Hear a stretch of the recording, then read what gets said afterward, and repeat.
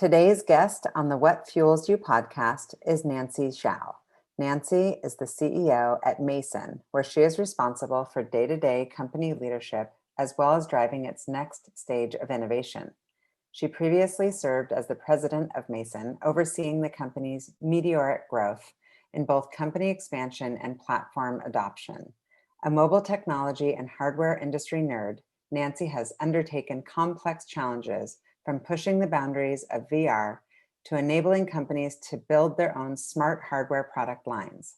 Prior to Mason, Nancy held various positions at both Oculus and Facebook. Nancy attended the University of Michigan, where she graduated with a BA and BBA with distinction in English and Business Administration. Welcome, Nancy. So good to see you. Thank you so much. I've been really excited. I've taken a little hiatus this summer and I'm like, okay, I can do this again. And I'm really excited that it's with you because you're as easy and fun to talk to as they come. Thank you. I'm very excited to be here and really appreciate your time. Of course. Okay, we're going to start hitting you with some rapid fire. Okay. What is your favorite breed of dog? Ooh, that's a good one. Well, my dog today is a mini Ussie border collie mix. So can't resist. A picture. I knew you had a dog. That's why I was starting with that question. Okay. Do you have a habit that you're trying to break? Oh, this is the endless habit for me is I'm a night owl and I've always been a night owl. That's when I'm most productive. And I know every article is like, all the most successful CEOs get up at 4 a.m. They're in the office at 5 and then they're productive at 5:30. And, I just have a different flow. So I'm trying to experiment with it and see if I can become a morning person, but we'll see what happens. Check back in a few months. What do you normally do? What time do you go to bed and what time do you wake up? I go to bed by midnight, generally speaking, and then I try to get a minimum of 7 hours. So it just depends on that. That's not too late. Like I know people that are like, I'm productive at like 1 or 2 in the morning and then I like to sleep into like 10. It's true though. I do read a lot of that stuff too, that's never going to be me. Right. Exactly. Yeah. So much pressure. Yes. It's too much. Too much pressure. So. Yeah. Okay. So what have you read, listened to, or watched recently, whenever, like in the last couple of years, that you would recommend? Yeah, I'm a big literature nerd and I love dystopian novels and I love speculative fiction. I read recently a book by Emily St. John Mandel, which was sort of a sequel to her last book called The Glass Hotel. But she's known for writing Station 11, which became a TV show, I think, this year. And really incredible, imaginative writer. And her most recent book takes place in midst of a pandemic, and it's very interesting and just a beautiful work of art. Really great author. I love it. I don't have my pen, so you have to email me this after. Yes, I wanted to write it down. I just got a Kindle, so. Oh yeah, I'll send it to you. Okay, cool. And what traits do you most admire in a leader? I think someone who's very human, and I think that's a really important element is vulnerability. And it's very difficult because one of the biggest challenges I found of being a leader is there becomes so many different fragments and versions of yourself. Like there's the version that your parents see or your family sees or your friends see, and then your investors, and then your leaders, and then your ICs, right? It's so many different parts of you, and it's hard sometimes to just be like, hey, this is how I'm feeling today, or this is how I'm showing up because this happened, or I'm feeling worried or crunchy or vulnerable. And I think that's so important as a leader, is to keep that level of humanness. I love that. I completely subscribe to that way of thinking, and it works. I mean, that's how I try to be like that. And I have a very loyal team, and I've always had that because they know that I'm going to give it to them straight, and then I'm going to bring them in under the tent when I'm processing. And I think people really value that. Okay, so do you have any nicknames? And if so, what are they? I had a lot more nicknames growing up, but I think the most common one now is just friends will call me Nance.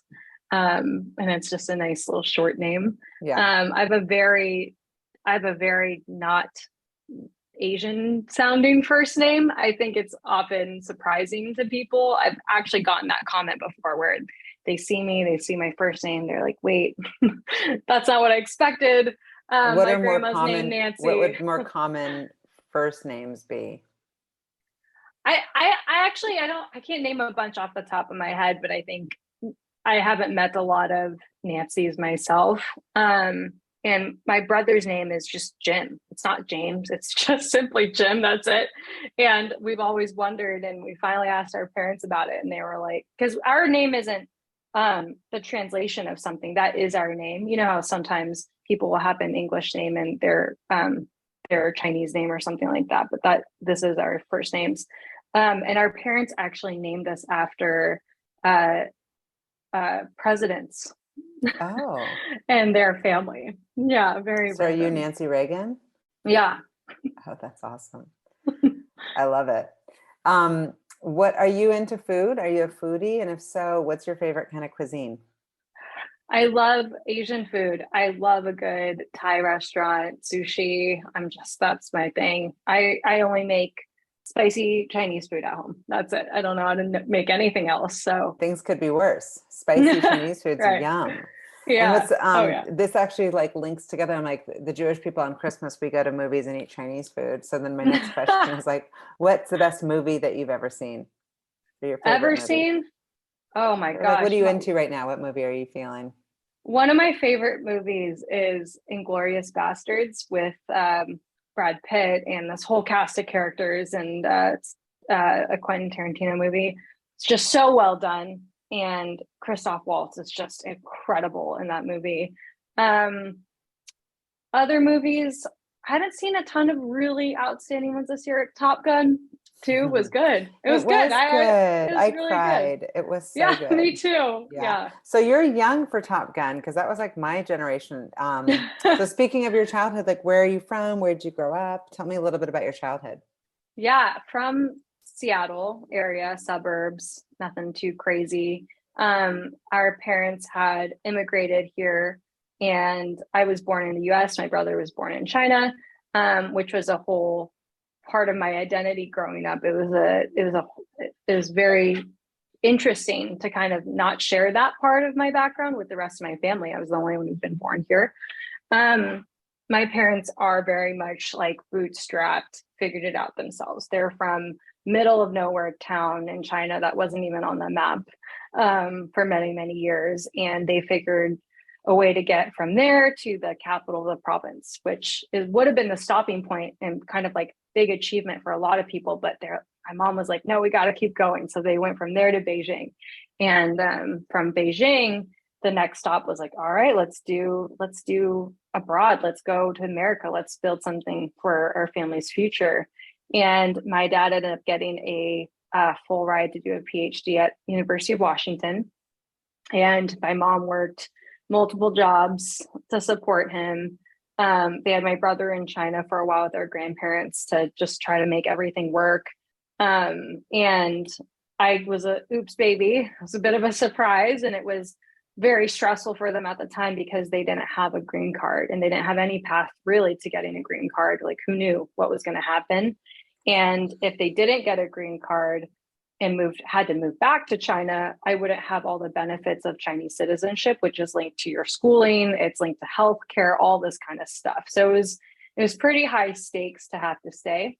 And so they figured it out, and it's come very full circle for me now, having employees who need sponsorship and we're helping them with that. It's just honestly mind-blowing to feel like we can do that and support that for our employees. And so we grew up, and my parents started their own business actually. And so that was a big turning point for our family, was when they had their own company distributing and selling medical devices. And it was a big part of sort of like our family upbringing, what happened at the dinner table, kinds of conversations we had, the business trips they would take, and we would come along, all that kind of stuff. I just learned a lot. My mom was a working mom. My dad traveled a lot for work. And so my mom shouldered a lot of the burden of taking care of us and also helping run their company. Wow. What did he get his PhD in? It was in public health. And so how did he fund his business? Like, how do you go from that background coming clear across the world to a place where you Yeah, don't have support and crazy. resources? How did Yeah. he transition to becoming a business owner? Yeah, his first gig after his program was working for a different medical devices company in the Seattle area. And he was their top seller, he was their Mm. top salesperson. And that was an interesting opportunity because he took their devices and he sold them to relationships he had in APAC and in China. And so Wow. then he was like, wait a second, this seems like a much bigger opportunity, and I've uncovered something here. And so that's when he decided to strike it out on his own. And that's why, it's interesting talking to my dad now. I feel like I have such a better understanding of what he was going through and all the anxieties he's had and all that kind of stuff. And he and my mom are just amazing sounding boards for us now because they really understand. They've kind of been through it. Well, they're entrepreneurs. And did you have a Yeah. sense when you were young, did you have that kind of entrepreneurial bug or spirit, like to lean into what they were doing? Or was it just like, oh yeah, that's just what my parents do and they kind of want to yak about it at the dinner table, but I'm not engaged? Or were you engaged in like business? Yeah, it was very much being engaged. So, it's now I look back and I'm like, wait, our family was so weird. I don't think this is what it was like at every dinner table, but for me, that's just what it was. Like, we were definitely encouraged to pursue any ideas we had. My brother was always starting businesses, always like, he had a pressure washing business. He was trying to start this like TV selling business at one point. I remember writing up some documents around like a jam creating selling business where I would like make my own jam and sell it. And that was actually one of the first times I learned about margins. I remember talking to my family about it. I was just a kid and they were like, well, let's think about how much labor you're putting in, the time it makes, and then you're really not making that much per jar of jam, Nancy. And I'm like, oh wait, okay, got it. That Yeah. makes a lot of How sense. nice to But have them as like resources. Was there a yeah. person, was it your dad, your mom, a teacher that you kind of looked up to, or that said, so like not even like officially or formally, but like that kind of mentored you?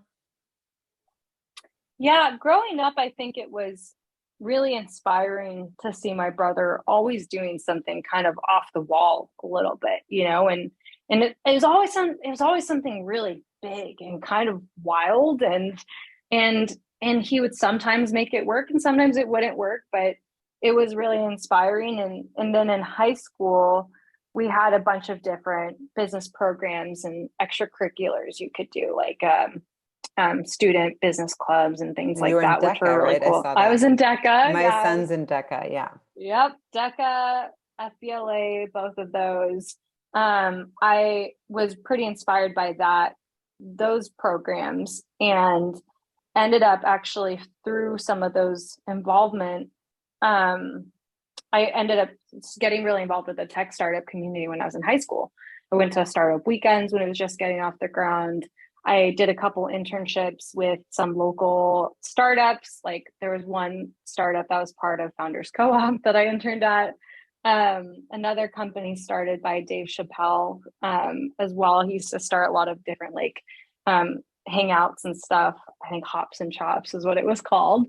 Techstars was just getting started in Seattle. So it was a really interesting time period. And I had chosen to take this program called Running Start, which is available for a lot of Seattle schools, where I was doing my associate's degree at Cascadia Community College while I was in high school. And so it gave me a little bit more time to do things like these internships and kind of go out of my way. But I remember, I don't know why I was so focused on this. Like in high school, I was like, all right, I want to work in an ad agency. And I applied to a ton of different ad agencies. I applied, my dream was Wyden and Kennedy. Oh, of It done, course. of course, right. And That was I the ended up, sexy one. Yeah. yeah, oh yeah. I was like, oh, this is my dream. I did end up getting a gig at a ad agency on Western Ave, and I brought like my resume and these posters and like all this stuff. They gave me a gig. They were like, you know what? Yeah, we'll give you a little internship during the school year and you can do some like manual work basically. And I remember I worked there for a little bit and they sent me my first paycheck.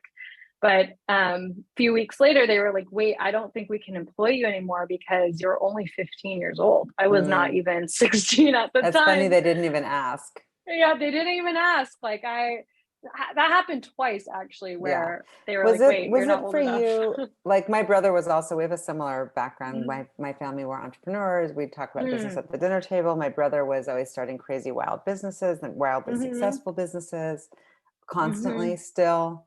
Um, and in my family, at least, it was a little bit like, well, that's him and she's just this. Like it was a little bit mm, almost like subconsciously, probably a little traditional. Like mm. I didn't have people telling me I couldn't do things, but it wasn't one of these messages of today's children, like with my girls, where it's like women Yeah. can do whatever.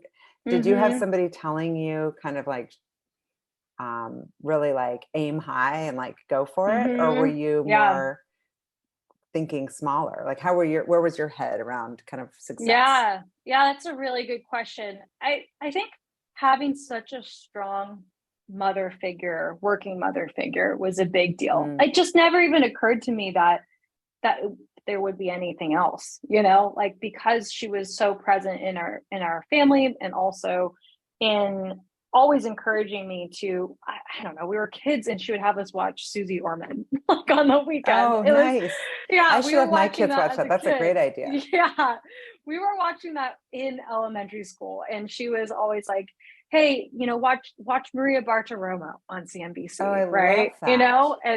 know, and she would tell me about Hillary Clinton and all these different things. And she was constantly kind of like encouraging that and encourage not ever sort of putting a stop to anything.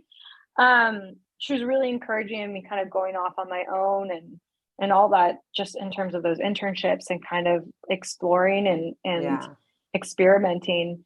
And I think it for a long time though, growing up, it was very much Jim's sister, right? Yeah. That was sort of my life for a long time.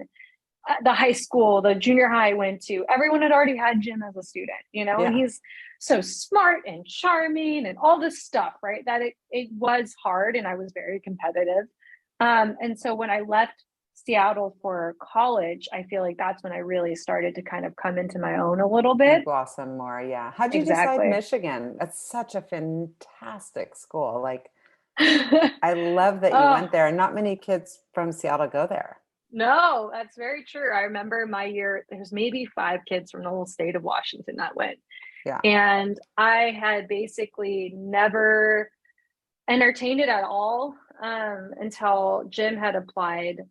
He's a few years older than me, and he'd gotten in, and it was actually his dream school. He really wanted to go, and at the last second, he'd gotten in. He decided not to go. He wanted to stay in Seattle and go to UW so he could start a business. He was like, "This feels like the right thing for me." And so when I went to apply to school, I was very dead set on business programs for some reason. I think looking back, I probably would have done things a little bit differently.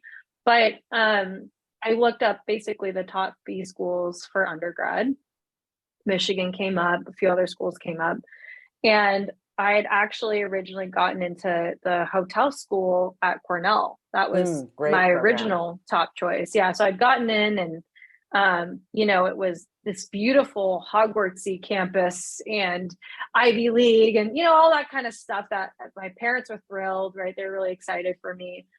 But I really was just like, I don't know about hospitality, right? I'm like hotel school. What am I really going to do with this? You know, I wasn't really sure. And I think visiting that campus was a different experience for me because it was very private school. You know, it attracted sort of a different crowd, different type of student, and I wasn't sure if it was really my thing. Like I just Yeah. wasn't sure if I could fit in there.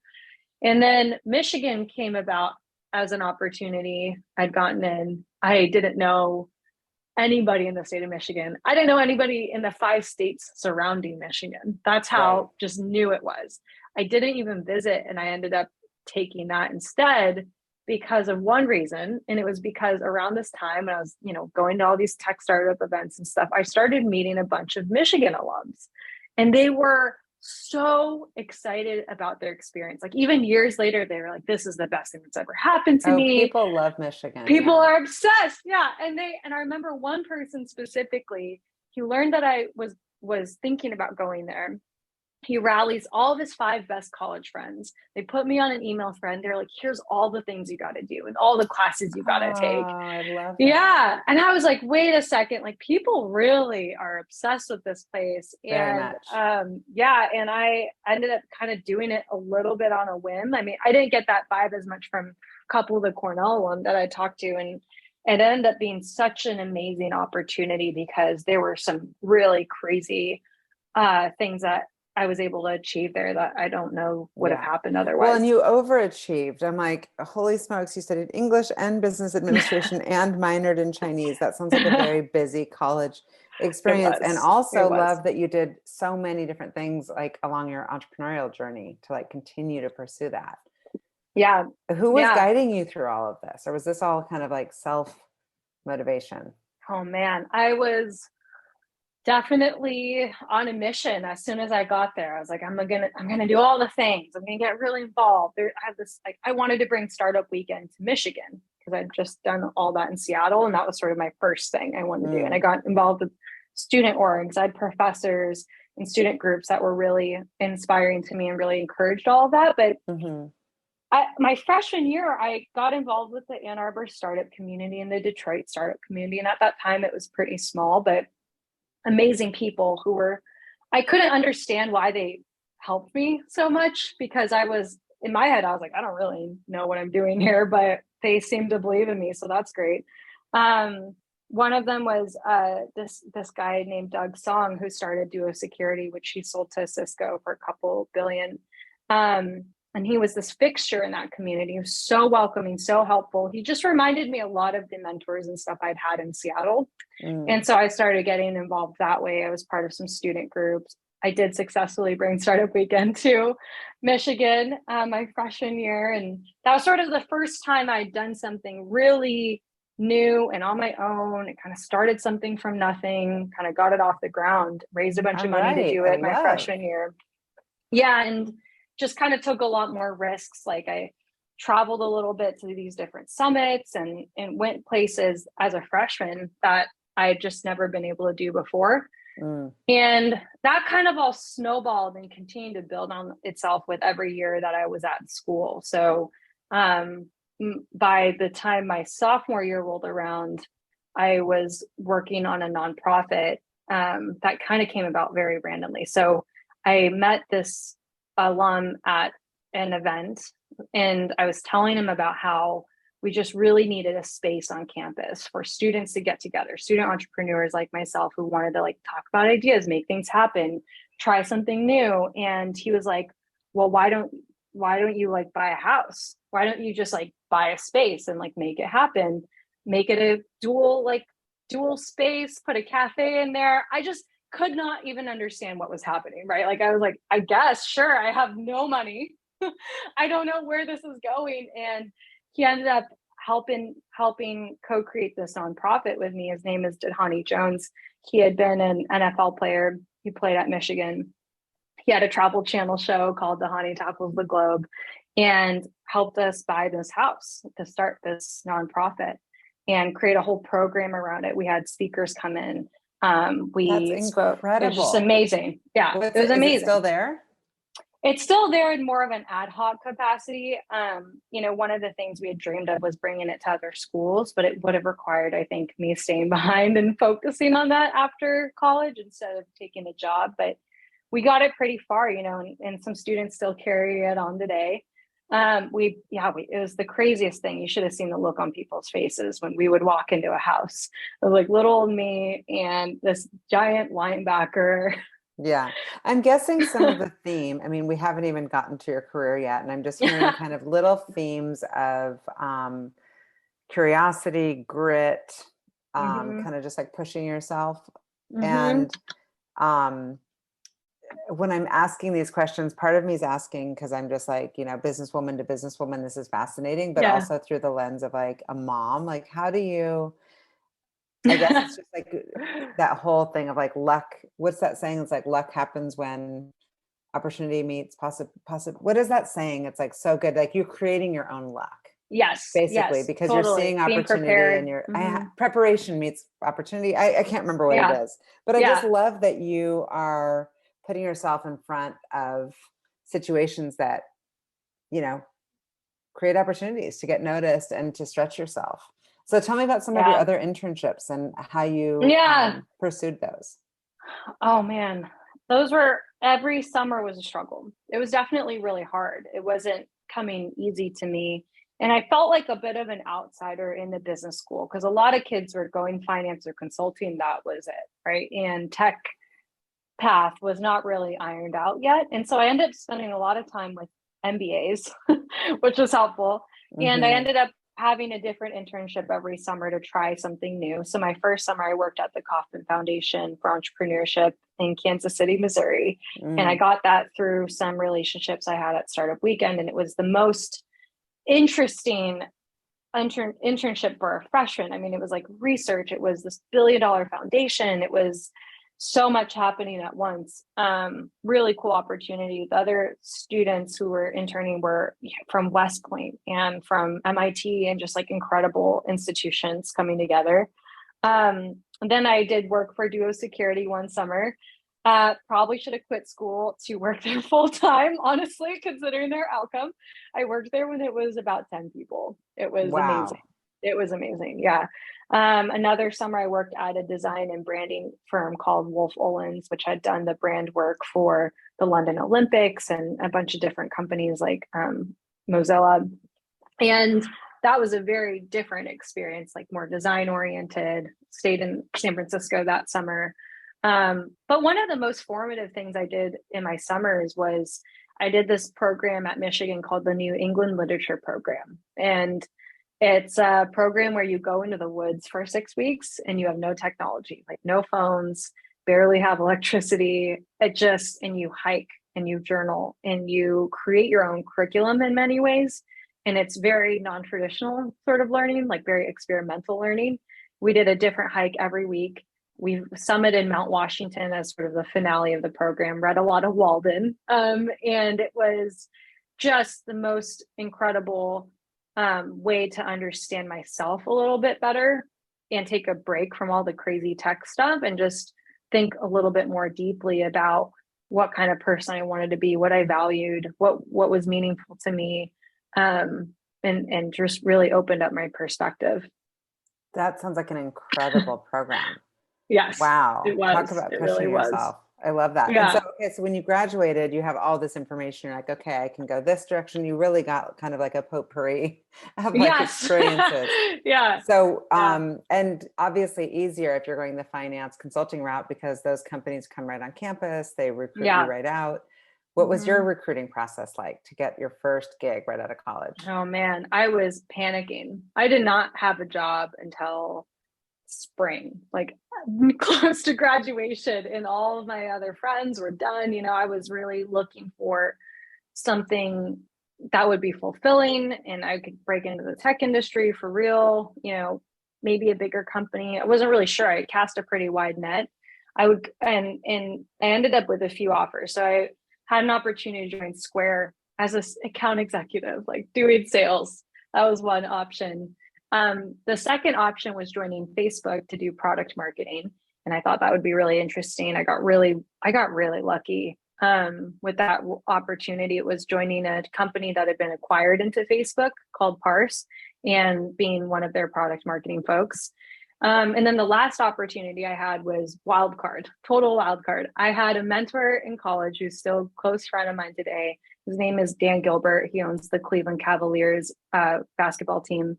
And he also started Quicken Loans. And he is somebody I'd met through everything I'd been doing in college, invested in me, just said yes to any crazy idea I had and was really supportive. And he was like, hey, I'll pay you 6 figures and you can stay in Michigan, work in Detroit, work on special projects, figure out what you want to do.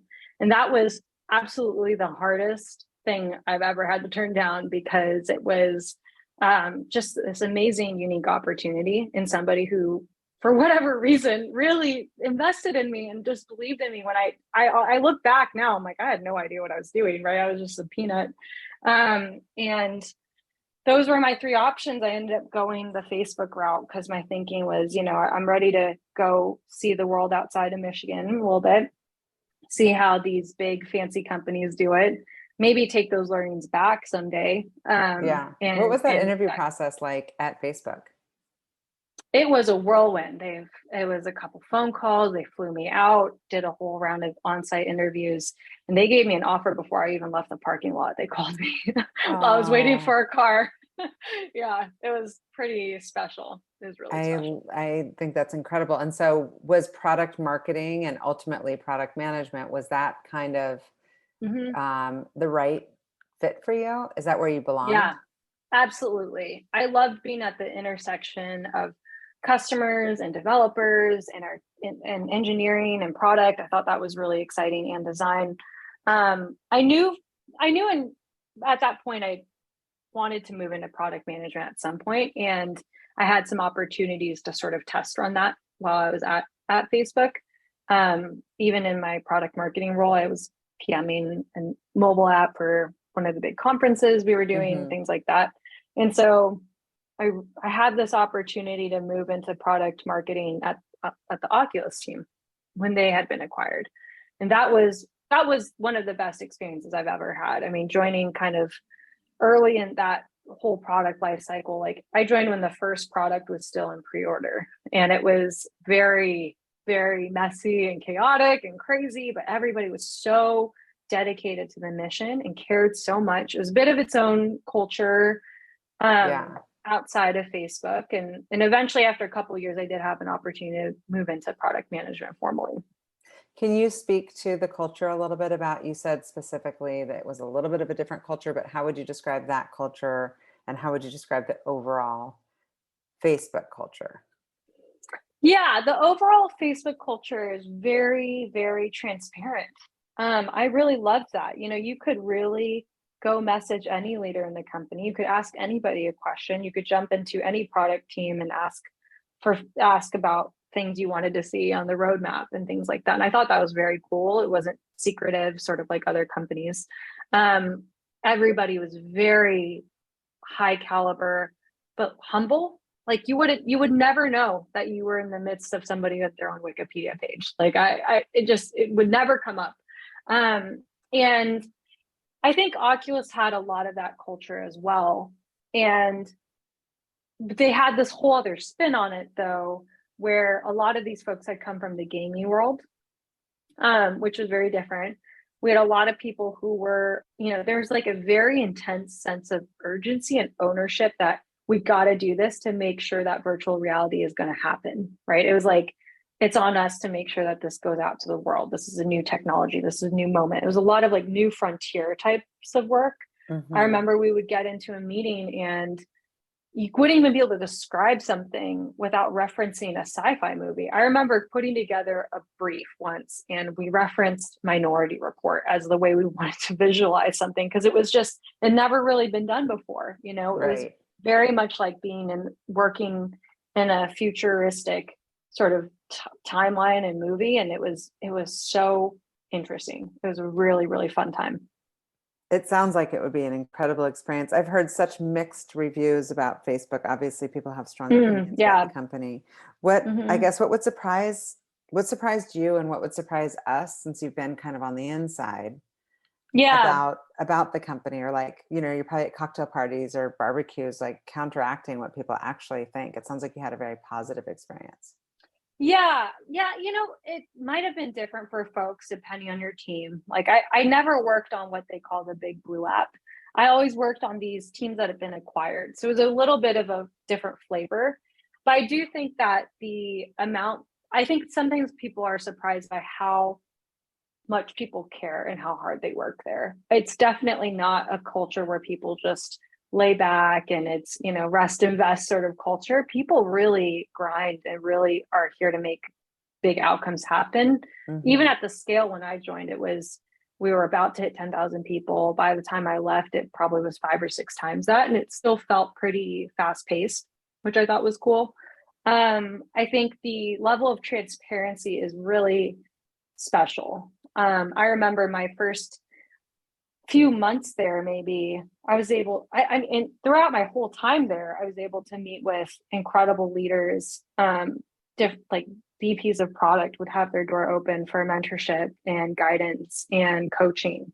I That's met very with unique. That's special. very Yeah. unique. I met with the CTO of Facebook once, to talk to them about like how product management interviews should work, right? Like people were really open and receptive, and just really giving in that way. I thought that was very cool. Yeah.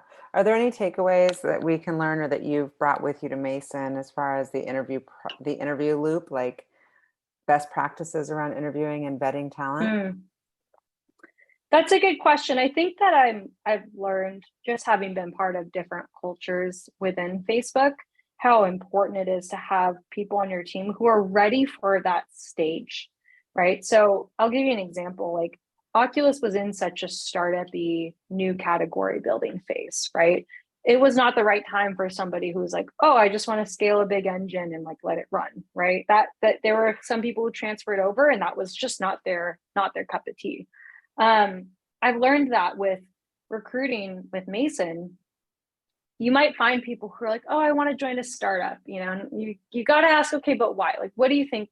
Where does this really map in terms of your own personal goals, outcomes, what you enjoy, right? Because building something, falling down and having to figure it out very quickly, or building the plane as you fall out of the sky, wearing multiple hats, all these sort of idioms that we hear and analogies we hear, people have to be ready for that. It's a different pace, right? And not Mm-hmm. not every stage of a startup is for everyone, right? So like the 10-person stage, very, very different from where we're at today with 80, 90 people, right? Mm-hmm. As it will be when we have 500 or 1,000.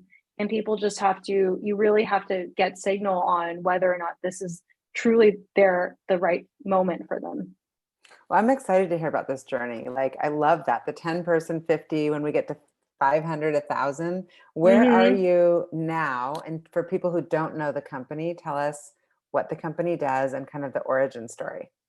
Yeah, so we're on a mission to empower any business to be able to build and launch their own smart product, whether they're building the next Peloton or the next Square, or maybe it's Delta Airlines and they need a phone for their flight attendant that talks to the tablet that the gate agent uses, that talks to the barcode scanner for the baggage claim folks, right? And a lot of why we are doing what we're doing is because that promise of IoT that we all heard about like 10 years ago just never really came to fruition, right? We got like Amazon dash buttons and we got fridges with tablets shoved in them that tell you if you have oranges or not. And the reason for that is because businesses just didn't have the right tools, right? Like most smart products today and smart devices are really intended for consumer, which is very different from what businesses need. They need something that's secure, that's reliable, that scales, right? And so we're doing that. We're building the hardware, the software, and the logistics services to be able to enable that. So that's a mission we're on. We've got about 90 people today. I think we'll probably cross 100 by the end of the year, which is really exciting. We're actively hiring, actively growing, more than 10x our revenue in the last year. So we've been really fortunate during this whole period to be in a really strong financial position, really strong growth position. It's been just really exciting, really good time. That's incredible. And when was the company founded? Who were the founders? Yeah. Yeah, about 6 years ago, my brother started the company as a solo founder because he's just out of his mind and very, very, very brave, and took it through Y Combinator, and then raised a Series A in 2019 that was led by Cotu with participation from GGV and Base 10. And he really built this thing out from nothing. I mean, it required flying to China, talking to manufacturers himself, moving devices physically in his luggage, and just he's not even a technical person. Founding a very, very, very technical business. How did he know right? what he was doing, or have the kind of, kahunas, I guess, to go do that? Oh man, he is so creative and he has such an appetite to just slurp up a bunch of knowledge. Like you put him in any domain or situation and he can just figure it out very, very quickly. And so he spotted this massive opportunity when he was actually still in Michigan. He ended up while I was in college. He ended up moving to Detroit to work for a venture firm that was actually run by Dan Gilbert's team. So it's just kind of all full circle here. Um, and he worked for this company that refurbished mobile devices for businesses. And he was like, wait a Mm. second, that's so interesting. Like, what is going on here? Why isn't there something better? And saw a much bigger and bigger opportunity. So that's how it really got off the ground. We've always been very, very close. We're very, very different. And then I joined in an operating capacity in 2019. I'd always been on the board, but then I joined more formally to run and scale the company after we raised a Series A. And then last summer is when we actually decided to change up our roles because we were at a very different pivotal moment in the business. It felt like we were just on a whole nother trajectory, and this would be a better way for us to make the most of our strengths.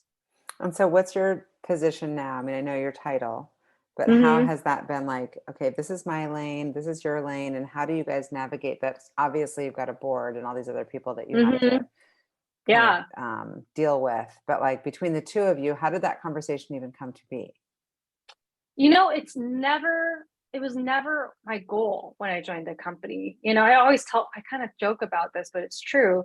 The show Succession on HBO about the siblings that want to destroy each other. I tell people we're not that. Okay. We're literally the opposite of that. And it was actually Jim who came to me last summer and said, hey, have you ever thought about maybe you should be the CEO now? Interesting. I was already managing most of the functions of the business. I was already managing product engineering, marketing, sales people. That's a lot. And Yeah. yeah, yeah. And, I'd seen scale, I'd seen structure. I really cared about the people, the culture, all this stuff. He was like, I really feel like this is a better position. And so what he does today is he's the president. He's really focused on partnerships, future alliances. What's the next vertical we should tackle? What's the next thing we should be doing? He's very much sort of like the creative soul and mind of the Yeah. company. And now we've also brought on a pretty incredible executive team over the last 6 months. We've filled out some amazing roles. We have a CTO who joined us from Meta. He was there for about I 8 or 9 saw that. years. I was like, when I was Mm-hmm. prepping for this Yeah, podcast, I'm like, look at your incredible talent. I'm not at all yeah. surprised, but with this crazy, I've been recruiting for 28 years, and this is a real kind of war on talent, and it's hard to get people over the finish line. Like it was very Yeah. impressive. Yeah, I'm very, very, very fortunate that Brian was open to my first combo and we were Yeah, able to no, get him it's incredible. eventually. So right now you guys are, your products are working. You said kind of with the goals, right? You're specifically right now in more like healthcare, retail, Hmm. hospitality, and government. Is it? Hmm. But it sounds like you can be helpful in any industry. I mean, you gave some Yeah. incredible examples, and I'm like, yes. And of course, my brain is going to like, how could I incorporate this into my business? But obviously, yours is Yeah. small. But like, just all industries, it's like such a disruptive technology. Yeah. That's honestly our biggest challenge is focus, right? It's we could do everything for everyone, and it's actually very difficult for us to say no to opportunities because we see it, right? We see this world where everything can be connected, and we Yes. can finally get all these amazing remote patient monitoring companies off the ground. We can power the next Amazon Go concept, right? We could connect all those hotel experiences, right? So from the front desk to the room to everything, like all that stuff should be talking to each other to housekeeping. And for us, it's more about focus and where we want to be really, really, really great at, with the eventual idea that we're gonna get to these other industries too. Yeah, I mean, I can only imagine how easy it would be to get distracted because if you're that Mm-hmm. talented with such an incredibly robust team and the appetite is so there for everybody to create innovation and Yeah. efficiencies over their competition. And this is what better Mm-hmm. way to do it than Mm-hmm. all the examples that you're giving. And so how Yeah. have you been intentional around creating your own company culture now that it's yours and you get to put your own stamp on as the Yeah. CEO? And what is your recruiting strategy been as far as getting these people over the finish line? Yeah, our culture is probably the most important product that I personally work on. I think it's the thing that I worry about the most too, is as we grow and scale, like it's about the people. It's about our managers. It's about our team members. It's about our how connected they feel, how safe do they feel, how accountable are they, right? And I'm not really worried about this product launch or this deadline, right? Because that will all sort itself out if you've got great people who really buy into the 100%. mission and the culture, right? Yeah, it's more about the people we're bringing in and how connected they are. So, we've really done a lot of work on building a very diverse and inclusive company at every level of the company. It's very important for me to have different voices and representation, not just one type of role or domain. We have about 42% women at the company and in leadership right now, which was not the case when I started. So I'm very proud of that. We still have a lot of work to do, right? We're just really, I do think we're getting started there. We have a global team. We have an amazing team in Asia. They are sometimes in traditional other companies, sometimes your global teams become second-class citizens, and that's just absolutely not the way that we build and scale our company, right? We're very much of the mentality that great ideas come from any part of the business. One of our biggest core values, I think, that really stitches the team together is called Beat the Stage Crew. And what that means is our customers are the main act. They're the Beyonce or the Rihanna or the Drake. And we're the stage crew. We're here trying to make this show happen. We're trying to put together this thing. And it also reflects how we support each other and how we prop each other up. It's not about, I got to have credit on this or it's my thing. It's, we got to all work together to make this show happen. So that would be the most common theme for our company. And it's truly a reason why people choose to join Mason. And that I have a lot of gratitude for, in that the culture of the business has really scaled. The leaders we've brought in really embody that. That's a core part of how I recruit. It's a non-negotiable for me that leaders we bring in have a track record of building and developing diverse and inclusive teams. That is a non-negotiable, right? They have a coaching mentality, that they really care about this cultural piece, because that's the glue for us. That's really how we get to the outcomes that we want to get to. Well, and you will, because that's absolutely the most important thing. And there's a lot of companies and a lot of leaders who give it lip service. And then when like proof is in the pudding, because you actually look at the numbers and you actually look at the outcomes and like how they're getting there. And then they wonder why it's not happening. I was like, well, you're saying it's important, but you're not putting Right. any energy or time into making it happen. And so what are your current kind of challenges, like things that you're working through? I mean, like the rest of us, we all have, seen what's going on in the world. And how are you approaching this potential like downturn that we're heading into or in? Yeah. I think I, like probably you and many other leaders, I constantly have a sense of paranoia. We're always planning for the worst case and the best case, right? But we're wanting to make sure we're protecting ourselves. So in terms of our financial position, we've never been in a better place, which is just truly such a gift. And that's a testament to our planning, how frugal we are, how we built our business model. A lot of these different things have come together. Big kudos to our finance team for making that happen.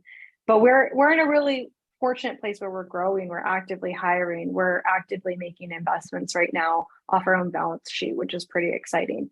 For us, the bigger challenges continue to be, okay, now, we're about 90 people, right? So we got to think about a different type of organizational rigor and structure and scale that we were not before, right? Because we were smaller and scrappier.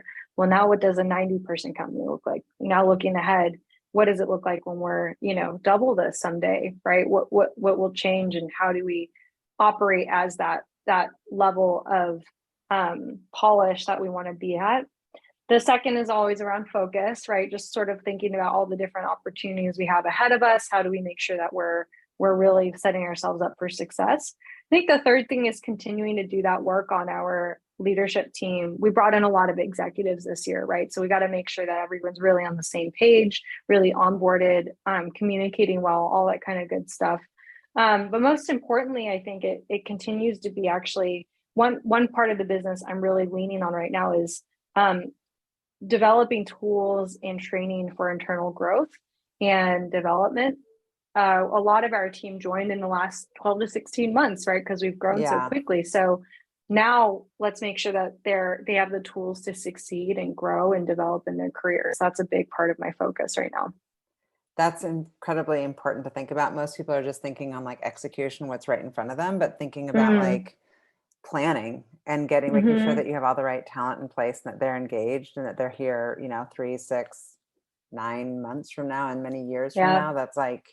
That's incredible. And a lot of companies aren't thinking about stage.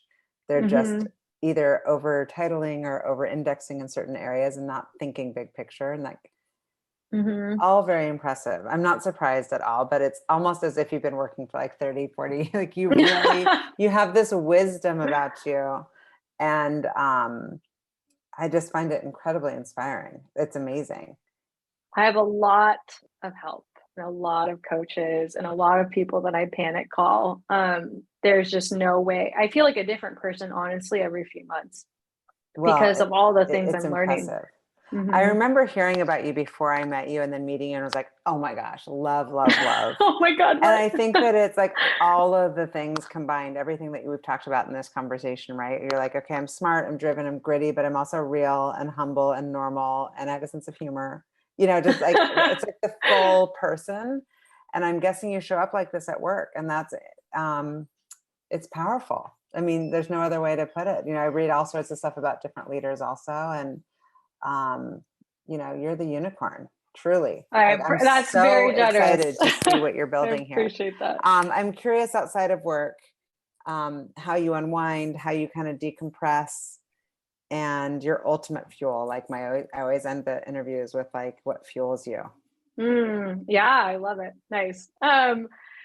I was just telling my team today, I'm probably one of the most boring CEOs you'll ever meet. I love dogs. Like I have a very basic set of interests. I love dogs, love being outside. I love water sports. I love to read. I'm a huge literature nerd, as you know. I think what really excites me more than anything is this idea of building a place that we're all really nostalgic about later. I want people to look back and be like, oh, that time though at Mason, that was so good. I wish we could Those were the good recreate old that. days. Yeah. Yeah, yeah. And like, oh, that's where I learned so much. Or, oh, that's why I'm in the role I'm in today is because of all this growth I had at Mason, right? Like that really fuels me in my day to day. There's nothing more exciting than seeing people grow within the company. That is really, really cool. Like we've seen an engineer we hired, she had gotten laid off from Rover. She joined us right in the middle of the pandemic, just became an amazing engineer with us, and then moved into product management. And now she's gotten almost a full ride to Berkeley to do her MBA. Like that is Oh, that's incredible. incredible. Incredible. Yeah, just the best feeling seeing people like that thrive. I think for me, unwinding is just really making the space for myself. I think something that probably doesn't go go spoken of enough is the high level of anxiety and mental panic of this role. Like you can't do it alone. A lot of people turn to um, substances and things like that. And I get it. I get it because there are moments where you feel very alone. There are hours within a single day where you go from, wow, this is the best to I am so bad at this. I'm screwing Mm-hmm. things up. I'm a mess. Right. We kind of talked about this at the beginning of our conversation. There's so many different fragments of yourself now floating around, right? There's leadership you, and then there's your investor you, and then there's family you. And how do you sort of like still stay true to who you are and continue to grow in the kind of person that you want to be combined with the leader you want to be is really difficult. So I spend a lot of time, with really good people surrounding me. I have an amazing partner. He's just been so incredible throughout every step of this journey. I have amazing coaches, just friends, people, our executive team, they're amazing. I have a coach in the Seattle area who was our people leader at one point, is an advisor for us now. Her name is Sophia Bianchi, and she has her own coaching business now. Just help me find I my know voice. Sophia.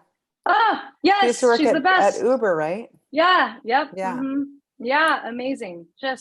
But you need people like that. You need I people need to set who up. Maybe will I give should it get to you a coach. straight. I should have her coach me. That's She's awesome. amazing. Yeah, she really is. And it's inspiring too to have people who kind of paved these ways before you and that you can look up to, Yeah. So You're paving the way. I hope anyone who's listening, I mean, I have so many little nuggets of inspiration from you already.